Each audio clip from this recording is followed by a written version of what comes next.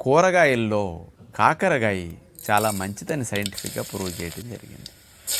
కాకరకాయ అంటే చేదు కాబట్టి చాలామంది దీన్ని పెద్దగా ఇష్టపడరు.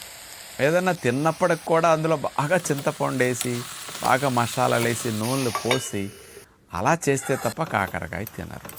కొంతమంది అయితే కాకరకాయ నూనెలోనే దేవేసి అట్లా తింటున్నారు. అలా నూనెలో దేవితే లాభం అసలు రాదు. అట్లాగే బాగా చింతపండు వేసారనుకోండి, ఉప్పు ఎక్కువ పట్టేస్తుంది. దీనివల్ల కఫం ఇంకా రెట్టింపు అవుతుంది. కాకరకాయ తినటం వల్ల వండుకునే విధానం మంచిది కానందువల్ల లాభానికి బదులు ఇంకా కఫము శ్లేష్మాలు ఇంకా ఎక్కువ అవుతున్నాయి.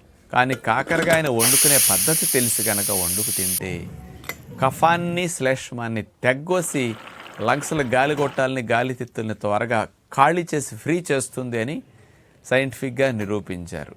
మరి ఇందులో అలా చేయటానికి ఏముంది అని ఆలోచిస్తే కాకరకాయలో